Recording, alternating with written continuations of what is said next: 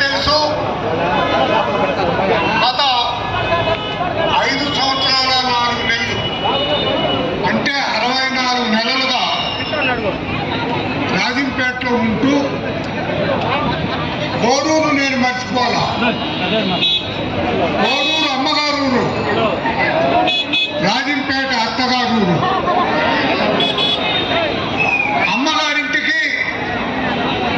అమ్మగారింటి మీద ప్రేమ ఉంటుంది, అత్తగారింటికి సేవ చేసేదానికి వెళ్ళాం. 2019లో నేను రాజంపేటకు పోటీ చెయ్యనని చెప్పా. నేను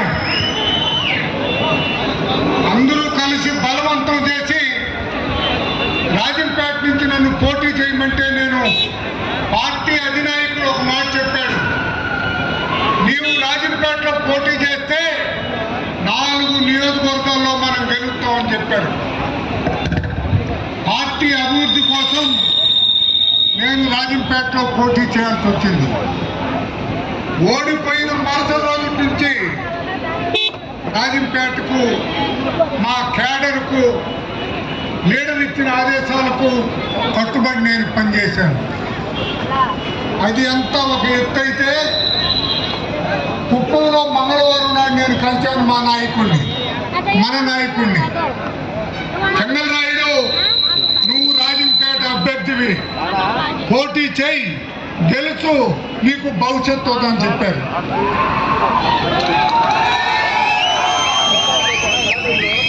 బుధవారం నాడు మళ్ళీ పోయి కలిశాను.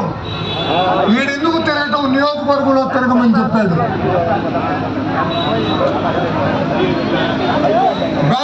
రాత్రికి మార్చేసి సుభాసి పాలకొండరాయుడు అభ్యర్థి అని చెప్పేశాడు. రాయచోటి నియోజకవర్గం నుంచి వాళ్ళ నాయన ఎమ్మెల్యేగా గెలిచాడు, వాళ్ళ నాన్నగారు ఎంపీగా గెలిచాడు. ఇప్పుడు కూడా రాయచోటి నుంచి మీరు పోటీ చేస్తే మా బంధుత్వాలంతా నీకు మద్దతు పలుకుతాయని చెప్పేసి వాళ్ళకి తెలియజేసుకుంటున్నారు.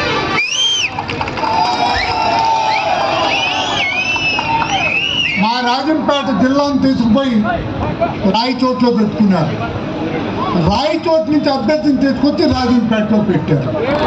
ఇది ఎక్కడ న్యాయం అని నేను అడుగుతాను. నేను అడగల, మీరే భంగపడిచ్చారు. నేను అడగల, మంగళవారం నాడు మీరే చెప్పారు. జరిగిందేదో జరిగిపోయింది. పార్టీ బాగోగుల కోసం తిరుపతి నుంచి, కోడూరు నుంచి, రాజంపేట నుంచి, కడప నుంచి పొద్దుటూరు దాకా ఉన్నటువంటి వీర సైనికులంతా, వీరాభిమానులంతా ఎదురు చూస్తున్నారు. చెంగల్రాయుడు గారికి మళ్ళీ తిరిగి టికెట్ ఇస్తారు, రాజంపేటతో పాటు జిల్లాలో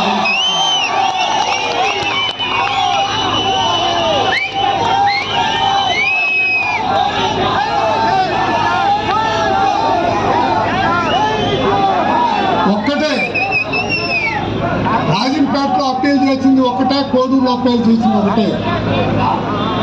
లీడర్ గారు, మా నాయకుడు చంద్రబాబు నాయుడు గారు, లోకేష్ బాబు గారు, అచ్చెన్నాయుడు గారు, మా పవన్ కళ్యాణ్ గారు, మా మాడి గారు.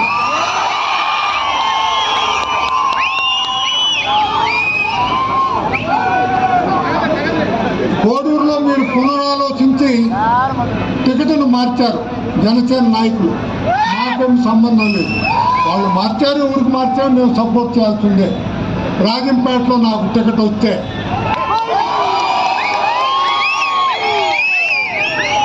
అక్కడ కానీ ఇక్కడ కానీ ఒకటే ఒక్క మాట చెప్తున్నాం, మా నాయకుడి మాట శిరస వహిస్తాం.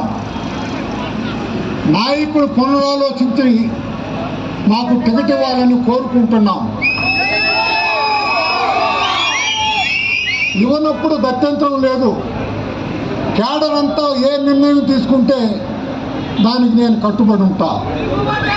క్యాడర్ అంతా నువ్వు రాజకీయాలు విరమించుకోమంటే విరమించుకుంటా. క్యాడర్ అంతా నువ్వు బావిలో దూకమంటే నేను బావిలో దూకుతా. అంత తప్ప నేను క్యాడర్ బేస్డ్ రాజకీయాలు, లీడర్ను గౌరవించే తత్వం నాది. కాబట్టి చంద్రబాబు నాయుడు గారికి కోడూరులో నడి రోడ్డు మీద లీడర్ కార్యకర్తల మధ్యలోంచి ఒక అప్పీల్ చేస్తున్నా. రాజంపేట టికెట్ పునరాలోచించండి, అభ్యర్థిగా నన్ను డిక్లేర్ చేయండి. 50,000 ఓట్లతో గెలుచుకొని వస్తా.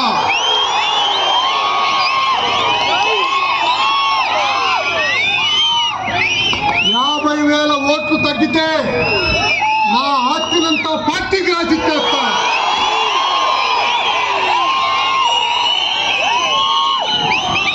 50,000 ఓట్లు తగ్గితే మళ్ళీ చెప్తుండా నా ఆస్తినంతా పార్టీకి రాసిచ్చేస్తా. కట్టుబడి ఉండండి, కలిసి పనిచేద్దాం. జిల్లాలో వైసీపీని కనపడనీయకుండా చేద్దాం. జై చంద్రబాబు నాయుడు, జై పవన్ కళ్యాణ్, జై మోడీ, జై తెలుగుదేశం, జై జనసేన, జై బీజేపీ.